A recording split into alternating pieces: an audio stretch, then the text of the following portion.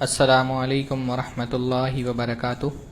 الحمد للہ رب العالمین والصلاة والسلام علی اشرف الانبیاء وسید المرسلین نبینا محمد وعلی آلہ وصحبہ اجمعین ومن تبعہم بإحسان الی یوم الدین۔ اعوذ باللہ السمیع العلیم من الشیطان الرجیم من ہمزہ ونفخہ ونفثہ۔ بسم اللہ الرحمن الرحیم۔ ام لهم شرکاء شرعوا لهم من الدین ما لم یأذن به اللہ ولولا کلمۃ الفصل لقضی بینہم وان الظالمین لهم عذاب علیم۔ ہر طرح کی حمد و ثنا اللہ رب العزت کے لیے لائق اور زیبا ہے، جس کے فضل و احسان سے اس بابرکت مہینے کے بابرکت عشرے کے ایک بابرکت دن میں ہم ایک بابرکت مجلس میں ایک بابرکت مقام پر جمع ہوئے ہیں۔ تو کتنی ساری برکتیں جو ہیں وہ ایک ساتھ جمع ہو گئی ہیں، مہینے کی بھی برکت، عشرہ بھی برکت والا، اور یہ مقام جہاں ہم بیٹھے ہیں اللہ تعالیٰ کا گھر، یہ مقام بھی برکت والا ہے۔ اور یہ مجلس جو قرآن کو سمجھنے اور سمجھانے کے لیے منعقد کی جاتی ہے، یہ مجلس دنیا کی افضل ترین مجلس ہے، اور قرآن سمجھنے والے، قرآن سمجھانے والے دنیا کے عظیم ترین لوگ ہیں۔ اللہ نے فرمایا خیرکم من تعلم القرآن وعلمہ، تم میں بہترین لوگ وہ ہیں جو قرآن پڑھتے اور پڑھاتے ہیں۔ تو ان مجلسوں کو میں اس سے پہلے بھی تاکید کرتا رہا ہوں کہ عبادت سمجھ کر کے ان میں شریک ہوا کریں، نیکیاں سمجھ کر کے ان میں شریک ہوا کریں، کہ انشاءاللہ تعالیٰ یہ مجلسیں قیامت کے دن ہمارے درجات کی بلندی کا اور ہمارے گناہوں کی مغفرت کا سبب بنیں گے۔ آج کے درس میں سورہ شورا کا انتخاب کیا گیا ہے، اس کی انشاءاللہ تعالیٰ کچھ منتخب آیتوں کی تفسیر و تشریح ہم دیکھیں گے۔ سورہ شورا مکی صورت ہے، اور جیسا کہ میں نے پہلے بتایا کہ مکی صورتوں میں جن موضوعات پر فوکس ہوتا ہے وہ دین کی بنیادی عقائد ہیں، بنیادی چیزیں جن پر ہمارا دین قائم ہے۔ اس میں سے 3 بنیادی موضوعات خاص طور پہ سورہ شورا کے مکی صورتوں کے مرکزی موضوع ہوتے ہیں: توحید، رسالت اور ایمان بالآخرہ۔ اللہ تعالیٰ اسی کا بیان کر رہے ہیں، والذین اتخذوا من دونہ اولیاء اللہ حفیظ علیہم وما انت علیہم بوکیل۔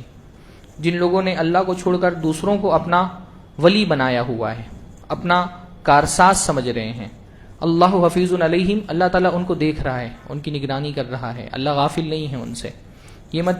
وہ یہ نہ سمجھیں کہ اللہ تعالیٰ ان کے اعمال سے بے خبر ہے، نہ مسلمانوں کو یہ سمجھنا چاہیے کہ اللہ رب العالمین ان کو نہیں دیکھ رہا۔ سب کچھ اللہ کی نگرانی میں ہو رہا ہے، سارا سب کچھ اللہ دیکھ رہا ہے، یہ ساری کائنات اس کا مالک اللہ ہے۔ اللہ نے سورہ شورا کے ابتدائی میں فرمایا لہو ما فی السماوات و ما فی الارض، جو کچھ بھی زمین و آسمان میں ہے سب اللہ کا ہے۔ اللہ کی زمین پر اللہ کا کھا کر، اللہ کا پی کر، اللہ کی دی ہوئی آکسیجن میں سانس لے کر کے کچھ لوگوں نے اللہ کو چھوڑ کر دوسروں کو اپنا کارساز سمجھا ہوا ہے، دوسروں کو اپنا مددگار سمجھا ہوا ہے۔ نعمتیں اللہ تعالیٰ کی کنزیوم کر رہے ہیں، اور سجدے کسی اور کی بارگاہوں میں ہو رہے ہیں، شکر گزاری کسی اور کی ہو رہی ہے، نعرے کسی اور کی عظمت کے لگائے جا رہے ہیں، فریادیں کہیں اور سے کی جا رہی ہیں۔ اللہ تعالیٰ ایسا نہیں کہ یہ سب کچھ اللہ تعالیٰ دیکھ نہیں رہا، اللہ دیکھ رہا ہے، لیکن اللہ کی حکمت یہ اللہ تعالیٰ نے ایک وقت طے کر دیا ہے، اس وقت تک کے لیے اللہ تعالیٰ نے مہلت دی ہوئی ہے۔ اب اس مہلت کا جتنا فائدہ اٹھا سکتے ہیں اٹھا لیں، جب مہلت ختم ہوگی پھر اللہ کی ایسی پکڑ آئے گی کہ اللہ رب العالمین کی پکڑ جیسی کسی کی پکڑ بھی نہیں ہے، اللہ تعالیٰ کے عذاب جیسا کسی کا عذاب بھی نہیں ہے۔ تو اس طرح کی آیتوں میں اصل میں اہل ایمان، ایک تو کافروں کو بھی دھمکی دی جا رہی ہوتی ہے کہ تم اپنے اعمال سے اللہ تعالیٰ کو غافل مت سمجھو، اللہ تعالیٰ سب کچھ دیکھ رہا ہے، اور اہل ایمان کو بھی تسلی دی جا رہی ہے کہ حالات سے مایوس مت رہو۔ یعنی بعض مرتبہ ایسا ہوتا ہے نا کہ اہل کفر، ان کا اقتدار، ان کی حکومتیں، اور اس کے باوجود ان کی سرکشی، تو اہل ایمان میں ایک تذبذب اور ایک بے چینی سے پیدا ہونے لگتی ہے کہ یہ شرک کرنے والے اللہ تعالیٰ ان کی پکڑ کیوں نہیں کرتا، ان پر عذاب کیوں نہیں آ رہے، یہ ظلم و زیادتی اور طغیانی میں حدوں کو پھلانگتے جا رہے ہیں، اللہ تعالیٰ ان کو تباہ و برباد کیوں نہیں کر دے رہا۔ ایمان والوں کو تسلی دی جاتی ہے صبر رکھو، اللہ دیکھ رہا ہے، اللہ دیکھ رہا ہے، بس تم بھی دیکھتے رہو، تم اپنا کام کرو، تم اپنا اللہ کا پیغام پہنچاتے رہو، باقی اللہ تعالیٰ کو پتہ ہے کہ ان پر فیصلہ کب کرنا ہے۔ یہ اللہ تعالیٰ کی سنت ہے نا، دنیا میں اللہ تعالیٰ نے مہلت دی ہوئی ہے ایک وقت دیا، یہ بھی قرآن مجید کا بہت اہم موضوع ہے کہ اللہ نے ایک اجل متعین کر دیا ہے، ایک وقت متعین کر دیا عذاب کا، اس سے پہلے عذاب نہیں آئے گا، تب تک کہ ان کے لیے مہلت ہے، اور اس مہلت میں اگر یہ توبہ نہ کریں تو ان کی دی ہوئی مہلت ان کے لیے مصیبت کا باعث ہے۔ جتنا اللہ ان کو وقت دے رہا ہے، ان کی مصیبتیں، ان کا عذاب آخرت میں ان کے مقام کی گہرائی بڑھتی جا رہی ہے۔ وما انت علیہم بوکیل، اور اللہ کے نبی صلی اللہ علیہ وسلم کو تسلی دی جا رہی کہ آپ ان کے ذمہ دار نہیں ہیں۔ یعنی آپ بعض مرتبہ اہل ایمان کے ساتھ بھی اور خود اللہ کے نبی صلی اللہ علیہ وسلم کے ساتھ بھی معاملہ ہوتا تھا نا کہ اللہ کے نبی صلی اللہ علیہ وسلم لوگوں کے ایمان کی حرص میں اس درجے پہ چلے جاتے تھے کہ اللہ رب العالمین کو تسلی دینی پڑتی تھی کہ اللہ کے نبی صلی اللہ علیہ وسلم آپ اپنا کام پیغام پہنچانا ہے، آپ پہنچا دیجئے، کوئی ایمان نہیں لا رہا تو آپ یہ مت سمجھے کہ آپ ذمہ دار ہو گئے ہیں اس کے بے ایمانی کے، اس کی کفر کے، آپ کو اللہ تعالیٰ نے وکیل نہیں بنایا، وما انت علیہم بمسیطر، آپ کو ان کے اوپر انسپیکٹر نہیں ہے۔ بار بار اللہ کے نبی صلی اللہ علیہ وسلم کو یہ قرآن مجید کا ایک بہت اہم موضوع ہے، فَلَعَلَّكَ بَاخِعٌ نَفْسَكَ عَلَىٰ آثَارِهِمْ اللہ يَكُونُوا مُؤْمِنِينَ إِن لَّمْ يَكُونُوا بِهَٰذَا الْحَدِيثِ أَسَفًا۔ اللہ کے نبی صلی اللہ علیہ وسلم ایسا لگ رہا ہے کہ اگر یہ ایمان نہیں لے کر کے آئیں گے تو افسوس سے آپ اپنے آپ کو ہی ہلاک کر لیں گے۔ آپ اتنی فکر مند نہ ہوں، اللہ تعالیٰ نے طے کر دیا ہے، اللہ تعالیٰ کی طرف سے مہلت طے کر دی گئی ہے، کوئی اگر ایمان نہیں لا رہا آپ کی ذمہ نہیں ہے۔ انک لا تہدی من احببت، اللہ کے نبی آپ جس کو چاہیں اس کو ہدایت نہیں دے سکتے۔ اس میں ذرا سے ایک ایمان والے کے لیے تسلی ہوتی ہے کہ ٹھیک ہے، اب وہ کیسے اہل کتاب کے بارے میں بھی نا، جو اوس اور خزرج کے لوگ تھے، انصار، ان کا بھی مسئلہ یہ تھا کہ وہ یہ دیکھتے تھے کہ بھائی ہم نے جو تھوڑا بہت کتاب کا علم یہودیوں سے سیکھا جو ہمارے ہی مدینہ کے رہنے والے، اس علم کی روشنی میں ہم نے نبی کو پہچان لیا، ہم ایمان لے کر کے آ گئے۔ یہ یہود جو ہم سے زیادہ علم رکھنے والے ہیں، کتاب کا علم ہے، تورات کا علم ہے، یہ اتنا علم رکھنے کے باوجود اللہ کے نبی صلی اللہ علیہ وسلم پر ایمان کیوں نہیں لا رہے؟ افتطمعون ان یؤمنوا لکم، ہاں تم یہ طمع کرتے ہو، تمہاری آرزو یہ ہے کہ یہ ایمان لے آئیں، تمہاری بات مان کر کے اسلام لے آئیں۔ تو ان کی سرکشی ہے، انہوں نے تو اللہ تعالیٰ کی بات سن کر کے تبدیلی کر دی، تو یہ تمہاری بات کیوں مانیں گے؟ تو یہ قرآن مجید اصل میں لائبریری میں بیٹھ کر کے سمجھی جانے والی کتاب نہیں ہے۔ آپ لائبریری میں بیٹھیں، تفسیر لاکھ پڑھ لیں، قرآن مجید جو دعوت کے میدان میں جب ایک دائی سرگرم ہوتا ہے، وہ دعوت دے رہا ہے، وہ باطل پرستوں سے مقابلہ کر رہا ہے، وہ حق کی دعوت پہنچا رہا ہے، پھر وہ جن مقامات سے گزرتا ہے نا، پھر اس کو قرآن کی آیتیں سمجھ میں آتی ہیں۔ اب جو دعوت کے میدان میں ہے ہی نہیں، جس کا باطل پرستوں سے کوئی مقابلہ ہے نہیں، جو کبھی اہل شرک اور اہل کفر سے کبھی اس کی مڈبیڑی نہیں ہو رہی ہے، اس کو ان آیتوں کا مطلب نہیں سمجھ میں آئے گا کہ آخر یہ تسلی کی ضرورت کیوں بار بار پڑ رہی ہے۔ وہ جو ایک دائی ہے نا، جو بار بار دیوار سے سر ٹکرا رہا ہے، ایک ایک دلیلیں لے کے آ رہا ہے، ایک ایک دلیلیں لے کے آ رہا ہے، میں کیا ایسا بتا دوں، کون سا ایسا دلیل ان کے سامنے پیش کر دوں کہ یہ مان لیں۔ اللہ کے نبی کا بھی یہی معاملہ تھا نا، اللہ کے نبی صلی اللہ علیہ وسلم پریشان کہ میں کون سی ایسی چیز ان کے سامنے لا کر کے رکھ دوں کہ ایمان لے آئیں۔ حتیٰ کہ جب یہ نشانیوں کا بھی مطالبہ کرتے ہیں تو اللہ تعالیٰ یہ سوچتے ہیں اللہ تعالیٰ کوئی ایک ایسا معجزہ دکھا دے کہ ایمان لے کے آئیں۔ اس حد تک کہ اللہ کے نبی صلی اللہ علیہ وسلم کی چاہت ہوتی ہے کہ اللہ تعالیٰ کو کہنا پڑتا ہے کہ اللہ تعالیٰ تو کوئی معجزہ نہیں دکھائے گا، آپ کو اگر کوئی سیڑھی مل جائے آسمان میں چڑھ کر کے جائیے، وہ آپ خود لے آئیے معجزہ، یا زمین میں کوئی سرنگ ہو تو گھس کر کے جائیے، خود معجزہ لے کے آئیے، ہم نہیں دکھائیں گے۔ اللہ تعالیٰ یہ نہیں چاہتا کہ سارے لوگ مسلمان ہو جائیں، یعنی اللہ کی مشیت میں یہ نہیں تھا کہ سارے لوگ مسلمان ہو جائیں۔ اگر اللہ تعالیٰ چاہتا سارے لوگ مسلمان ہو جائیں تو امتحان ہی نہیں ہوتا، فرشتوں کی طرح انسانوں کو بھی اللہ تعالیٰ پیدا کر دیتا، سارے کے سارے اطاعت گزار ہو جاتے، سارے کے سارے فرما بردار ہو جاتے۔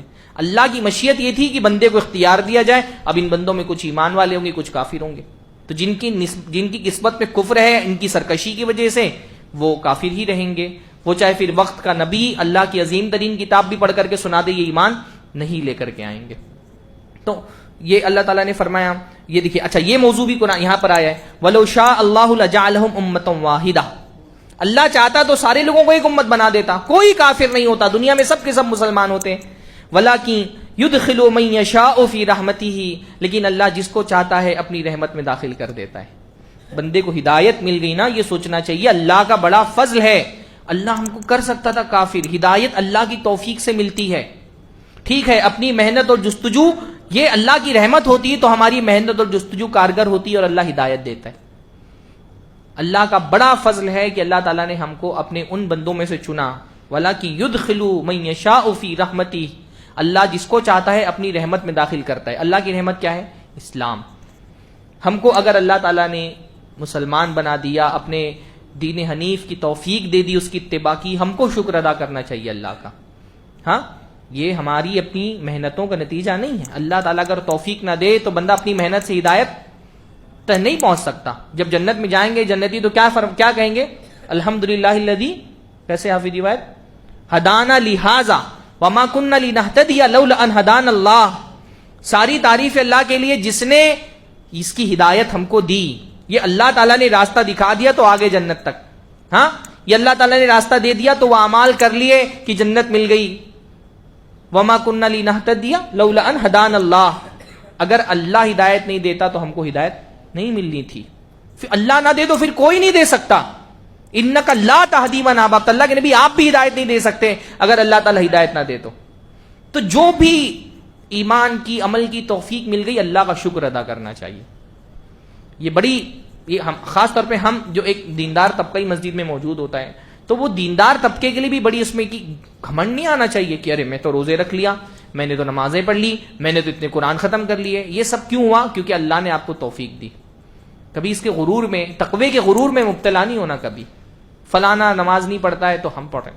بعض مرتبہ ہم بعض لوگوں کو دعوت دیتے ہیں، دعوت دیتے ہوئے نا شیطان ایک جو ہے وہ ایک اپنا فریب یہ ڈال دیتا ہے کہ دعوت دیتے دیتے آدمی اپنے اعمال کے غرور میں مبتلا ہو جاتا ہے. بے نمازی کو سمجھا رہا ہے لیکن اس کے سمجھانے کے پیچھے کہیں پھر اپنے ہی عمل پہ گھمنڈ کرنا شروع کر دیتا ہے. کوئی قرآن نہیں پڑھا اس کو سمجھا رہا ہے تو کرتے کرتے بندہ اپنا ہی ذکر کرنا شروع کر دیتا ہے. میں نے تو 3 قرآن ختم کیا، میں نے تو 4 قرآن ختم کیا، میں تو ہر سال اعتکاف بیٹھتا ہوں. حج کر کے آ جاتا ہے تو بہت سارے لوگ ہوتے ہیں کہ وہ بھی اب وہ ہر مجلس میں ان کی کوشش ہوتی ہے کہ کسی نہ کسی طرح اپنے حج کا کوئی واقعہ بیان کر دیں. عمرہ کر کے آ جاتے ہیں تو کہیں نہ کہیں ذکر میں لے آتے ہیں. نہیں، کہ یہ جو آپ نے حج کر لیے، آپ نے عمرہ کر لیے، آپ ماشاءاللہ زکوٰۃ بانٹتے ہیں، آپ صدقات دیتے ہیں، آپ نمازیں پڑھ رہے ہیں، روزے رکھ رہے ہیں، کیا ہے؟ وَلَٰكِن يُدْخِلُ مَن يَشَاءُ فِي رَحْمَتِهِ. یہ اللہ کی رحمت ہے، جس کو اللہ داخل کر دیتا ہے. اس میں کبھی گھمنڈ نہیں کرنا. شیطان پہلے آپ کو برائیوں نیکیوں سے روکتا ہے، وہ نہیں کر پاتا تو پھر وہ کیا کرتا ہے کہ چلو نیکیوں سے نہیں روک پایا، اب اس کو گھمنڈ میں مبتلا کر دو. تو جو بھی آپ نے کیا اللہ کی رحمت ہے، یہ اللہ کی ہدایت سے ہم کو مل جاتا ہے. یہ اللہ کا بڑا احسان ہے. ہاں اللہ تعالیٰ نے ہم کو ایمان کی توفیق سے نواز دیا. حضرت نوح علیہ السلام اپنے بیٹے کے لیے دعائیں مانگتے رہے، ان کو نہیں ملی وہ نعمت. حضرت ابراہیم اپنے باپ کے لیے چاہت کرتے رہے، ان کو نہیں ملی. حضرت لوط اپنی بیوی کے لیے چاہت کرتے رہے، ان کو نہیں ملی. اللہ کے نبی صلی اللہ علیہ وسلم اپنے چاچا کے لیے چاہت کرتے رہے، اتنے محبوب، اتنا دین کے لیے تعاون کرنے والے، نہیں ملی وہ نعمت ان کو. الحمدللہ ہم میں سے بیشتر لوگوں کو بغیر محنت کی مل گئی ہے، اپنے والدین سے ہی وراثت میں مل گئی یہ نعمت. کتنا اللہ کا شکر ادا کرنا چاہیے ہم کو اس پر کہ اللہ نے ہمارے سروں کو محفوظ رکھا ہے. الحمدللہ کہ اللہ کے علاوہ کسی کے سامنے نہیں جھکتے. ہماری زبانیں محفوظ ہیں کہ ان سے دعائیں نہیں نکلتی اللہ کے علاوہ کسی کے سامنے. ہمارے ہاتھ اللہ کے علاوہ کسی کے سامنے نہیں پھیلتے. یہ اللہ کی رحمت ہے. احساس سے ہونا چاہیے کہ اللہ نے مجھ کو چن لیا، اپنے منتخب بندوں میں بنا لیا. تو ہم اس کی شکر گزاری یہ ہے کہ اللہ تعالیٰ کے لیے مزید ہمارے لیے اللہ کی عبادت کا، اس کی تعظیم کا اور اس کے دین کو پھیلانے کا جذبہ اور بڑھ جائے ہمارے دل کے اندر. پھر یہ سورہ شورا کی بڑی مشہور آیت ہے، بلکہ اہل سنت الجماعت کا اللہ تعالیٰ کے صفات کے بارے میں جو بنیادی عقیدہ ہے وہ ان چھوٹی سی آیت کی بلکہ ایک ٹکڑے میں بیان ہو گیا. کہا لیس کمثلہ شیء وہو السمیع البصیر. 2 باتیں بیان ہوئی. اور جو ہم جب اللہ تعالیٰ کی صفات کا باب پڑھتے ہیں عقائد کی کتابوں میں تو اس میں بنیادی جو سب سے عقیدہ ہمارا ہے وہ اسی پر منحصر ہے. پہلا کیا؟ لیس کمثلہ شیء، اللہ کے مثل کائنات میں کوئی نہیں ہے، اللہ بے مثل ہے. ہاں ولم یکن لہ کفوا احد، کوئی اللہ کا ہمسر نہیں، کوئی اللہ کے برابر نہیں، کوئی اللہ کے جیسا نہیں، کوئی اللہ سے قریب تر نہیں، کوئی اللہ کے جیسا نہیں ہے. وہو السمیع البصیر، اور وہ سمیع ہے اور بصیر ہے. اس آیت میں اس بات بھی ہے اور نفی بھی ہے. پہلی نفی ہے اس بات کی کہ اللہ کے جیسا کوئی نہیں ہے کائنات میں، یعنی گمراہی کے 2 راستے ہوتے ہیں. اس آیت بلکہ آیت کے ٹکڑے نے گمراہی کے ان دونوں راستوں پر بند لگا دی ہے. پہلی بات، لوگوں نے، آپ دیکھیں دنیا میں جتنے لوگ باطل معبودوں کی عبادت کرنے والے، انہوں نے کیا کیا؟ کسی مخلوق کو اللہ کے مثل قرار دے دیا، اللہ کے جیسا قرار دے دیا، اللہ کے ہمسر قرار دے دیا، اللہ کی صفات لے کر کے مخلوقوں میں لگا دی، یا مخلوق کی صفات سے اللہ کو متصف کر دیا. یہی ہوتا ہے نا. گمراہی کہاں سے آتی ہے؟ یا تو اللہ کی کسی صفت مخلوق کو اس سے متصف مان لیا. اللہ عالم الغیب ہے، کہا کہ مخلوق بھی عالم الغیب ہے. اللہ رب العالمین قادر ہے، کہا کہ وہ قدرت جو اللہ کے پاس ہے مخلوق کے پاس بھی ہے. اللہ رب العالمین رزق بانٹنے والا ہے، کسی مخلوق کی طرف منسوب کر دے گی، مخلوق بھی رزق بانٹتی ہے. اللہ شفا دینے والا ہے، کسی مخلوق میں وہ صفت مان لی گی، مخلوق بھی شفا دینے والا ہے. تو گمراہی یا تو یوں آتی ہے کہ اللہ کی صفت مخلوق کو اس سے متصف مان لے، یا مخلوق کی کسی صفت کو اللہ سے متصف مان لے. اللہ کو مخلوق کی صفت سے متصف مان لے گی، نعوذ باللہ. مخلوق کی صفت یہ ہے کہ وہ اس کے اولاد ہوتی ہے، تو کہا کہ اللہ کی بھی اولاد ہے، نعوذ باللہ. ہاں، مخلوق جو ہے وہ آرام کی محتاج ہوتی ہے، تو اللہ تعالیٰ کے بارے میں بھی یہ مان لیا کہ اللہ بھی تھک جاتا ہے، اس کو بھی آرام کرنا پڑتا ہے. ہاں، بائبل میں باقاعدہ اللہ تعالیٰ کے بارے میں لکھا ہوا ہے. آج بھی جو ہے وہ عیسائیوں کا عقیدہ، یہودیوں کا بھی عقیدہ ہے کہ اللہ نے 7 دن میں آسمان و زمین بنائے، then he was rested and refreshed. اس کے بعد اللہ نے آرام کیا اور وہ تازہ دم ہوا، ریفریش ہوا، یعنی اللہ تعالیٰ کو تھکان ہو گئی. ہاں، مخلوق کی صفت سے اللہ کو متصف مان لینا، یہ اللہ تعالیٰ اس سے بھی بری ہے، اللہ تعالیٰ منزہ ہے. ہاں، بنی اسرائیل کتنی بہت ساری، آپ کبھی اولڈ ٹیسٹمنٹ پڑھنے کا اتفاق ہو تو بہت ساری آیتوں میں اللہ تعالیٰ کی طرف ان صفتوں کا انتساب، یعنی اللہ تعالیٰ نے کوئی بنی اسرائیل پر کوئی نعمت کی، اس کے بعد ایک آیت اس طرح کی ہے، مطلب ایک پیسج بائبل کا، کہ پھر اللہ تعالیٰ کو افسوس ہوا کہ اس نے ایسا کیوں کیا، نعوذ باللہ. ہاں، دین ہی واز ریگریٹڈ، اللہ نے ریگریٹ فیل کیا کہ اس نے ایسا کیوں کر دیا. تو گمراہی دونوں راستوں سے آتی ہے. کبھی ایسا ہوتا ہے اللہ کی کسی صفت سے کی کوئی صفت مخلوق کو دے دینا، یا مخلوق کی کسی صفت اللہ کو دے دینا. لیس کمثلہ شیء، اللہ کی مثل کوئی نہیں ہے. اللہ اپنی صفت میں یکتا ہے، بے مثل ہے، کوئی اس کے جیسا نہیں ہے. وہو السمیع البصیر.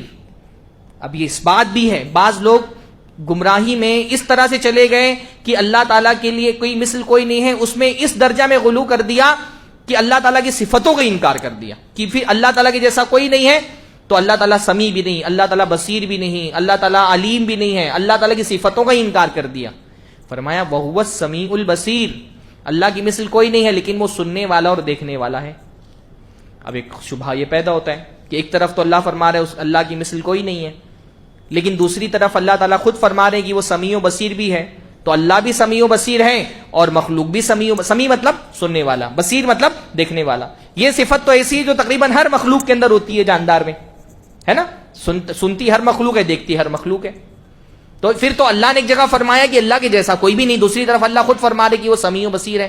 تو کیا یہ پھر تو یہ تو اللہ تعالیٰ نعوذ باللہ مخلوق کے مشابہ ہو گیا کہ مخلوق بھی سنتی اور دیکھتی ہے، اللہ بھی سنتا اور دیکھتا ہے؟ نہیں، اللہ مخلوق کی مشابہ نہیں ہے. اللہ سننے والا ہے، لیکن اس کا سننا مخلوق کے سننے سے بہت مختلف ہے نا. بھئی ہم سنتے ہیں، پر ہمارا سننا مخلوق کے سننے سے الگ ہے نا، دوسرے مخلوق کے سننے سے. ہم بھی دیکھتے ہیں، پر ہمارا دیکھنا دوسری مخلوق کے دیکھنے سے الگ ہے نا. جیسے الو ہے، الو دیکھتا ہے کہ نہیں دیکھتا ہے؟ دیکھتا ہے، ہم بھی دیکھتے ہیں، پر کیا ہمارا دیکھنا الو کے دیکھنے کی طرح ہے؟ الو کو دیکھنے کے لیے اندھیرا درکار ہے، ہم کو دیکھنے کے لیے روشنی درکار ہے. تو ہم مخلوق میں جیسے بعض مخلوق، ہم الو کو بھی سمیع کہتے ہیں، ہم بھی سمیع ہیں، الو کو بھی بصیر کہتے ہیں، ہم بھی بصیر ہیں. الو بھی دیکھتا ہے، ہم بھی دیکھتے ہیں، پر ہمارے دیکھنے میں اور الو کے دیکھنے میں فرق ہے نا. تو گرچہ سمیع کا لفظ اللہ کے لیے استعمال کیا کیونکہ اللہ کو اپنا تعارف کرانا تھا، تو وہ الفاظ اللہ تعالیٰ نے بتائیں جس سے اللہ کا تعارف ہو، لیکن اللہ کا دیکھنا تو سمیع الاصوات، کائنات میں کوئی آواز ایسی نہیں جس کو وہ نہ سن سکتا ہو. ہم سنتے ہیں، پر ہم ایک فریکوینسی میں سنتے ہیں، ایک محدود فریکوینسی ہے، نہ اس سے نیچے کی آواز ہم سن سکتے ہیں، نہ اس سے اوپر کی آواز سن سکتے ہیں. اللہ ہر چیز سنتا ہے. کالے رات میں کالے پہاڑ پر کالی چوٹی جو دبیب النمل، اس کے چلنے کی آواز بھی اللہ سنتا ہے اللہ تعالیٰ، لیکن اس کا سننا بہت مختلف ہے. اللہ دیکھتا ہے، اس کا دیکھنا، وہ ہر چیز دیکھ سکتا ہے، کوئی چیز اس کی بصارت سے خارج نہیں ہے. تو یہ عقیدہ ہے. بعض لوگ اس طرح بھی چلے گئے نا کہ انہوں نے سرے سے اللہ کی صفتوں کا انکار کر دیا کہ اللہ تعالیٰ سمیع بھی نہیں، اللہ تعالیٰ سمیع بلا سمع، بصیر بلا بصر، علیم بلا علم. ان کا کہ یہ سارے نام جو ہے وہ صرف اللہ کے نام ہیں، ان میں اللہ تعالیٰ کی کوئی کوالٹی بیان نہیں ہوئی. یہ بھی اہل سنت کا ایک بہت بڑا عقیدہ ہے، بہت اہم عقیدہ ہے کہ اللہ تعالیٰ کے نام محض نام نہیں ہیں. اسماء اللہ تعالی اعلام و اوصاف، اللہ تعالیٰ کے نام بھی ہیں اور وصف بھی ہیں. اللہ تعالیٰ کے نام بھی ہے اور صفت بھی ہے. مثلا میں آپ کو بتاتا ہوں، جیسے کسی آدمی کا نام شریف ہے، تو آپ بولیں شریف بھائی آئے، تو آپ کا کیا مقصد ہوتا ہے؟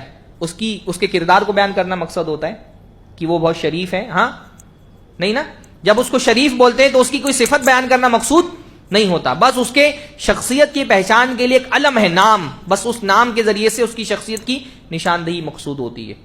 بندوں کے جو نام ہوتے ہیں نا وہ صرف علم ہوتے ہیں، وہ صرف ایک نام ہوتے ہیں، ان کی کوالٹی بیان کرنا مقصود نہیں ہوتا. اللہ تعالیٰ کا نام ہونے کے ساتھ ساتھ اللہ کی کوالٹی کو بھی بیان کر رہا ہوتا ہے. جب ہم اللہ کو سمیع کہہ رہے ہوتے ہیں تو یہ اللہ کا نام بھی ہے اور اس سے ایک اللہ تعالیٰ کی کوالٹی بھی ڈیفائن ہو رہی ہے، اللہ کی ایک صفت بھی بیان ہو رہی ہے کہ وہ سننے والا بھی ہے. اللہ کو جب ہم بصیر کہتے ہیں تو اللہ تعالیٰ کا نام بھی ہے البصیر، اور اللہ تعالیٰ کی ایک صفت بھی ہے کہ وہ چیزوں کو دیکھتا ہے. اللہ کو علیم کہتے ہیں تو وہ علم والا ہے، اور یہ ہم یہ بیان اللہ حی کہتے ہیں تو اللہ تعالیٰ کی حیات بیان ہو رہی ہوتی ہے.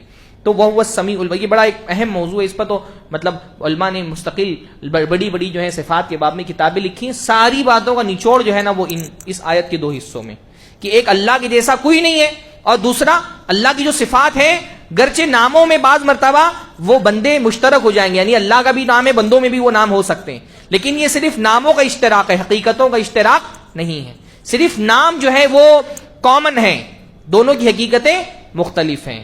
ٹھیک ہے، جو کچھ نام اللہ تعالیٰ کیسے نا جو بندوں کے بھی نام ہو سکتے ہیں، سمیع کوئی بندے کا بھی نام ہو سکتا ہے، پر نام ہو صرف لفظوں کا اشتراک ہے، معنی کا اشتراک نہیں ہے، معنی کے اعتبار سے دونوں جدا جدا ہیں.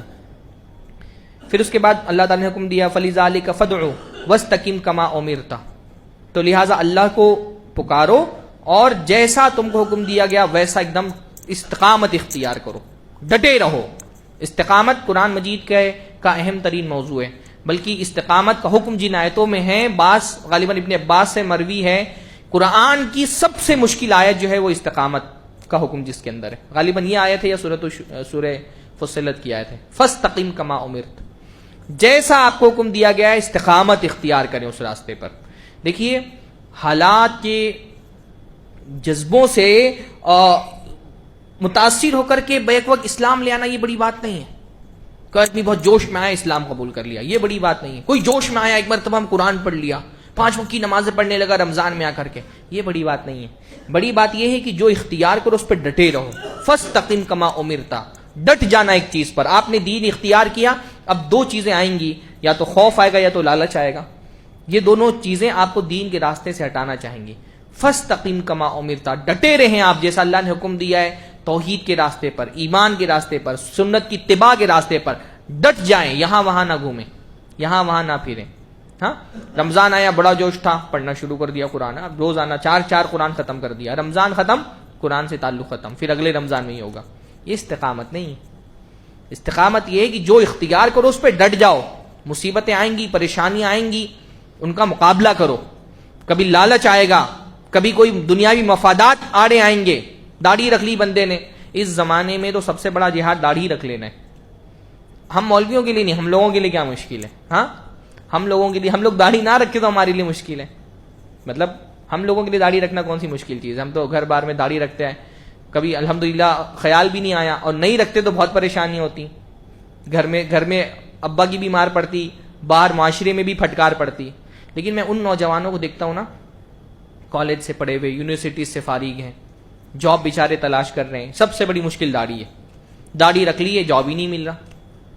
ہاں شادی نہیں ہو رہی، مطلب جاب تو ایک چیز ہے، شادیاں نہیں ہو رہی. ہم اب تو ٹھیک ہے تھوڑا سا دیندار لڑکیاں ملنے لگی ہیں، ورنہ ایک دور ہم نے دیکھا ہے 10 رشتے بیچارے ریجیکٹ ہو جا رہے ہیں، لڑکی بولی داڑھی والے سے شادی نہیں کرنا ہے. لیکن یہ بندہ ڈٹا ہوا ہے، داڑھی نہیں کٹاؤں گا، جاب مل رہی ہے ملے نہ ملے نہ ملے، لڑکی مل رہی ہے ملے نہ ملے نہ ملے، لیکن داڑھی نہیں. یہ استقامت ہے اصل میں. اس زمانے میں ہمارے جو شہروں کے نوجوان ہیں نا، ان کے لیے داڑھی رکھنا جہاد سے کم نہیں، اور لڑکیوں کے لیے پردہ کرنا جہاد سے کم نہیں. داڑھی پردہ ہم چھوٹی چیز سمجھتے ہیں، پردہ ہمارے معاشرے میں جہاد ہے، ایک خاص طبقے میں. ہاں کتنی لڑکیوں کو میں نے دیکھا سسرال کے بعد بیچاری شادی کے بعد سسرال جاتی ہیں. اب سسرال میں بڑی ساس کی طرف سے دباؤ ہے کہ نہیں تم کو میرے بیٹے کے سامنے آنا پڑے گا، تم کو میرے بیٹے سے پردہ نہیں کرنا ہے. وہ بیچاری جیٹھ دیور کے سامنے نہیں آنا چاہ رہی، لیکن پورا ماحول حتیٰ کہ شوہر تک کے مجبور کرتا ہے، لیکن لڑکی ڈٹی ہوئی ہے کہ نہیں مجھے پردہ کرنا ہے، میں کروں گی.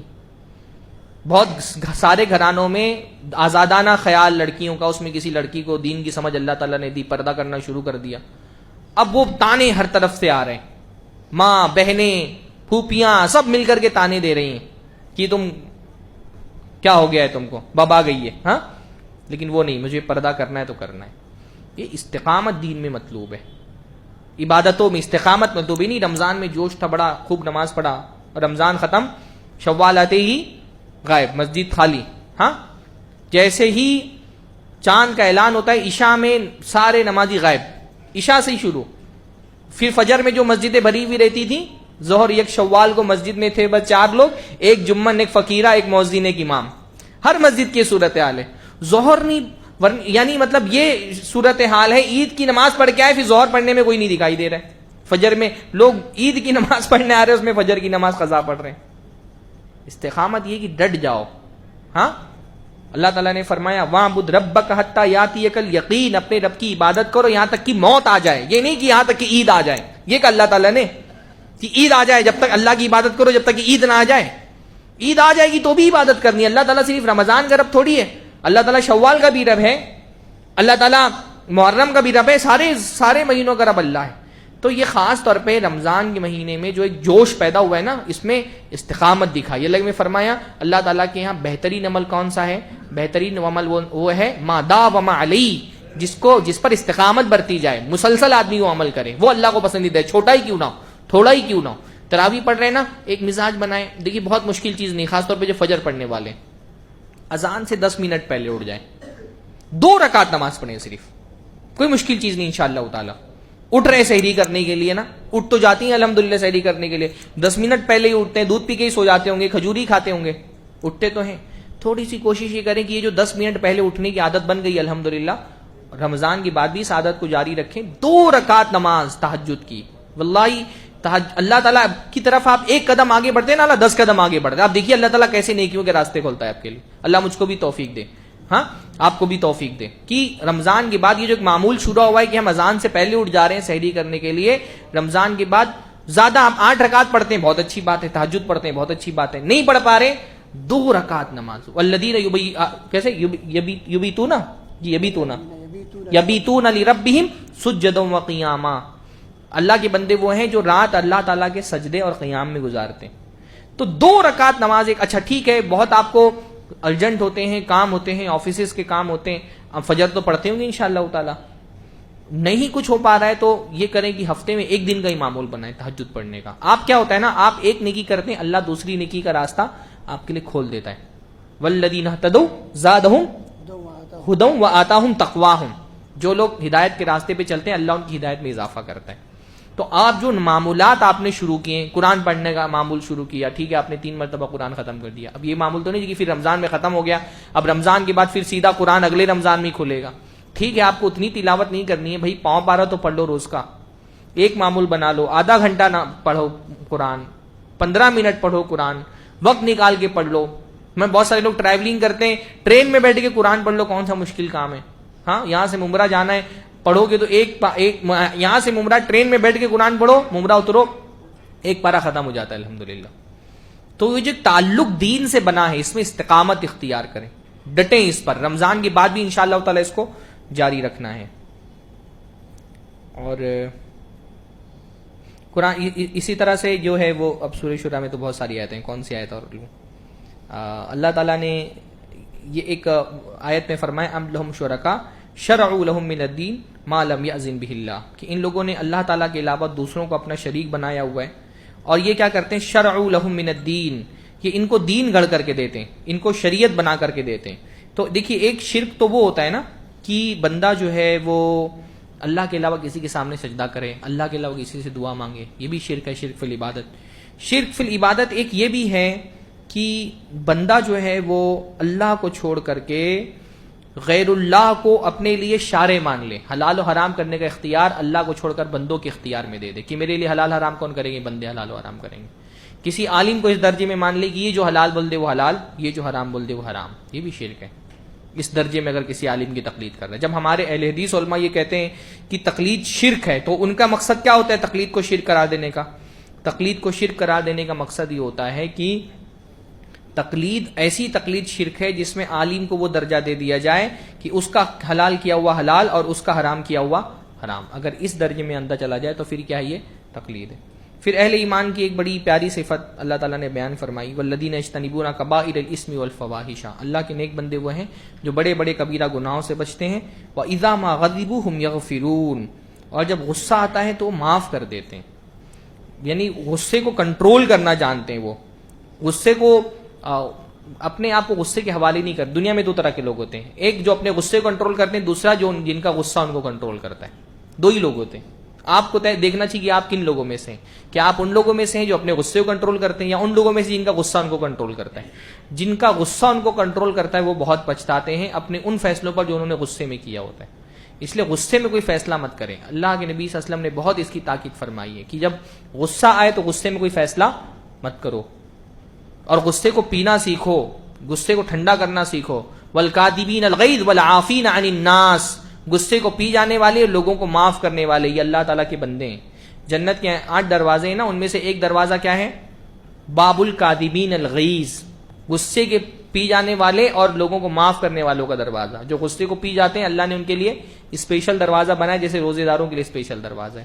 اور جو غصے کو پی جاتے ہیں, حدیث کے اندر آتا ہے, اللہ کے فرماتے ہیں من کظم غیظا وهو قادر علی ان ينفذه, کہ جو غصے کو پی جائے حالانکہ اس کے اندر طاقت تھی, غصے کو وہ نافذ کر سکتا تھا, بدلہ لے سکتا تھا, غصے میں جو بھی کرنا چاہتا تھا کر سکتا تھا, پر اس نے غصے کو پی لیا. دعا اللہ عز وجل علی رؤوس الخلائق یوم القیامہ, قیامت کے دن ساری مخلوقات کی موجودگی میں اللہ تعالیٰ اس کو بلائے گا. حتی یخیرہ اللہ من الحور العین ما شاء, اور اللہ تعالیٰ اس کے سامنے حورین پیش کر دے گا کہ اس میں سے جو پسند ہے منتخب کر لو. دنیا میں اگر غصے کو کنٹرول کر لو گے, قیامت کے دن اللہ تعالیٰ حوروں میں ایک تو انعام دیا جائے گا, یعنی سب کے سامنے جو ہے وہ اللہ تعالیٰ کی مخلوق پوری جمع ہوگی, ان لوگوں کے درمیان میں بلا کر کے اللہ تعالیٰ آپشن دے گا کہ جو تم کو حورین پسند ہے پسند کر لو, اس سے تمہاری شادی کرا دی جائے گی. اب اتنی بڑی نعمت ہے, تو غصے کو جب بھی غصہ آئے تو یہ حدیث یاد کر لیا, حورین کو یاد کر لیا کرے غصہ آئے تو انشاءاللہ تعالیٰ غصہ ٹھنڈا ہو جائے گا. ہاں بس انہی باتوں پہ ختم کرتے ہیں آج کا درس. اقول قولی ھذا واستغفر اللہ لی ولکم ولسائر المسلمین واستغفروہ انہ هو الغفور الرحیم, وآخر دعوانا الحمد للہ رب العالمین. السلام علیکم ورحمۃ اللہ وبرکاتہ.